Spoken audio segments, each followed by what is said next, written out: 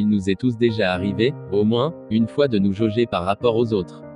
Regarder autrui pour se remettre en cause est noble, mais dans la situation inverse, sommes-nous pour autant qualifiés à porter jugement sur notre prochain? C'est ce dont il sera question dans cette séquence. Restez branchés jusqu'à la fin. Bonjour la famille, comment allez-vous? J'espère que vous allez bien, et que tout se passe bien pour tout le monde. Bienvenue sur la chaîne Le Zèle du Latéral. Vous avez cliqué et vous ne vous êtes pas trompé, rassurez-vous, parce qu'ici nous allons parler de Dieu, nous allons parler du Seigneur Jésus-Christ, nous allons parler du Saint-Esprit. Bref, vous l'aurez compris, nous allons parler de notre vie chrétienne. Passons au vif du sujet. Cette vidéo s'inspire de la parabole de la prière du pharisien et du publicain. Évangile selon Luc, chapitre 18, les versets 9 à 14. Il dit encore cette parabole, en vue de certaines personnes se persuadant qu'elles étaient justes, et ne faisant aucun cas des autres.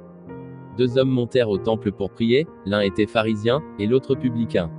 Le pharisien, debout, priait ainsi en lui-même. Ô Dieu, je te rends grâce de ce que je ne suis pas comme le reste des hommes qui sont ravisseurs, injustes, adultères, ou même comme ce publicain, je jeûne 2 fois la semaine, je donne la dîme de tous mes revenus.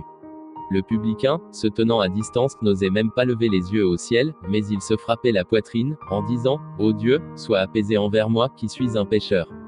Je vous le dis, celui-ci descendit dans sa maison justifié, plutôt que l'autre. Car quiconque s'élève sera abaissé, et celui qui s'abaisse sera élevé. Pour replacer un peu le contexte, les pharisiens, souvent mis à l'écart du peuple, constituent la secte la plus rigide, rigoureuse par rapport à la loi de Moïse. Ceux-ci insistaient sur l'application de la loi à tous les détails de la vie quotidienne et s'imposaient souvent une rigueur dépassant même celle exigée par la loi. Les pharisiens, vus comme purs et respectés du peuple juif, tandis que les publicains sont considérés comme des gens de basse besogne, souvent classés dans la même catégorie que les prostituées. En effet, les publicains sont des collecteurs d'impôts.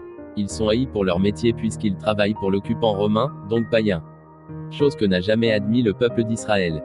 Même le fait que cette parabole présente un collecteur d'impôts en train de prier dans un temple est un tant soit peu surprenant. Ce pharisien commença sa prière en rendant grâce à Dieu pour sa droiture.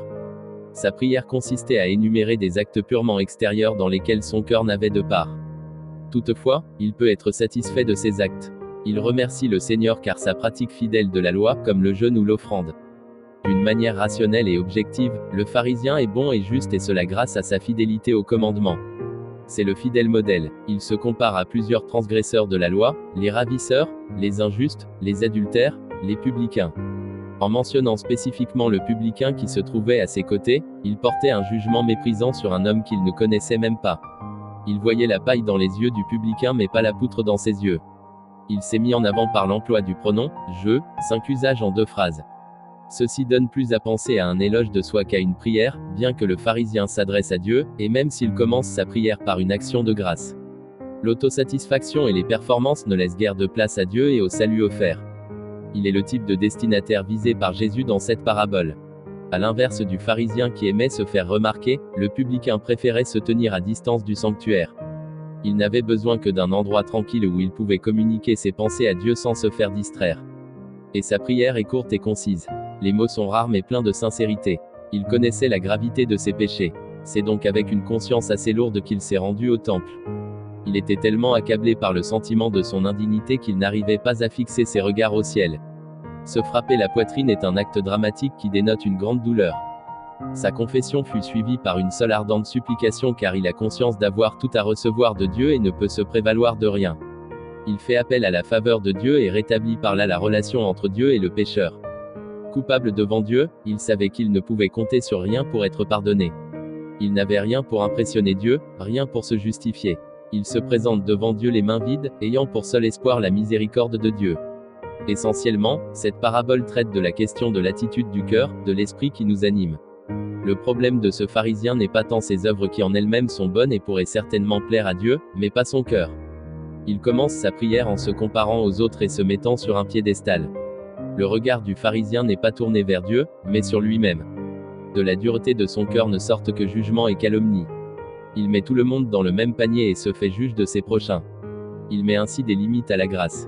Il devrait laisser lire l'évangile de la grâce sur son visage et dans son attitude, au lieu de se voir juste. Nous sommes tous comme des impurs, et toute notre justice est comme un vêtement souillé. Ésaïe 64 verset 6. Le pharisien était imbu de lui-même. Il fait tout bien, mais comme Jésus l'a dit au jeune homme riche, une chose lui manque, l'humilité de son cœur. Ceci a toujours été le problème de Jésus avec les pharisiens, et les a même appelés tombeaux blanchis. C'est par le manque que nous attirons le regard de Dieu. Le préféré de Dieu, c'est celui qui se reconnaît pauvre pécheur. Parfois, nous sommes dotés d'une assurance illusoire, étant convaincus d'être justes devant Dieu. Ce pharisien avait une grande confiance en lui-même. Il était plein d'assurance. Il avait la certitude d'être juste et donc d'être sauvé. Il était tellement certain de sa droiture qu'il n'hésita pas une seconde à se comparer à d'autres et à s'enorgueillir d'être le meilleur. Et l'apôtre Paul fit ce reproche en Romains 10 les versets 2 à 4, « Je leur rends le témoignage qu'ils ont du zèle pour Dieu, mais sans intelligence, ne connaissant pas la justice de Dieu, et cherchant à établir leur propre justice, ils ne se sont pas soumis à la justice de Dieu, car Christ est la fin de la loi, pour la justification de tous ceux qui croient. » En contraste, le publicain n'a montré aucune assurance. Tout en lui, son attitude aussi bien que ses paroles, dénotaient de l'incertitude. Il ne voyait rien en lui qui méritait l'approbation de Dieu. Au bord du désespoir, se sentant totalement indigne, il demanda que Dieu lui fasse miséricorde. Là est toute sa foi. Nous entrons dans la foi chrétienne comme ce publicain, les mains vides, reconnaissant qu'il n'y a rien en nous qui puisse impressionner Dieu ou l'obliger à nous bénir. Nous sommes tous des pécheurs qui méritent la mort, mais à qui Dieu, par sa bonté, accorde la vie. Son amour pour nous s'est exprimé totalement dans l'œuvre de la croix, et par laquelle il nous offre maintenant la vie éternelle dans son royaume. Le chrétien est par définition, un reconnaissant bénéficiaire de l'amour de Dieu. Nous devons croître en gratitude. Plus notre appréciation de la miséricorde divine s'accompagne d'un sentiment de gratitude, plus notre spiritualité croîtra en maturité. En somme, le principe spirituel est simple. Pour être accepté et justifié par Dieu, nous devons nous présenter devant lui dans un esprit d'humiliation. Jésus l'énonce en ces termes à la fin de la parabole. Celui qui s'abaisse sera élevé. Jésus lui-même s'est abaissé et Dieu l'a élevé. Et le cœur justifié, c'est celui qui reconnaît avoir besoin de Dieu. Le pécheur repentant qui demande avec humilité la miséricorde divine l'obtiendra. Il sera élevé par Dieu. Ce n'est que lorsque nous nous humilions devant Dieu qu'il nous fera grâce en nous couvrant de sa justice. Tout ce que nous pouvons faire, aussi légitime et spirituel qu'il puisse être, peut facilement se transformer en un zèle orgueilleux si l'on ne se sent plus redevable envers celui qui nous a sauvés. Nous n'avons rien à brandir devant le Seigneur pour l'impressionner. À partir du moment où nous perdons de vue le rôle de la miséricorde divine dans notre salut, toute notre vie chrétienne s'écroule. La reconnaissance continue de la bonté, de la grâce, et de la miséricorde de Dieu est le facteur le plus déterminant de notre croissance spirituelle et de notre service pour Dieu. Ceci nous aidera dans les moments difficiles et nous rendra davantage aptes à vivre avec passion et compassion, avec l'amour de la vérité et l'amour du prochain. Shalom.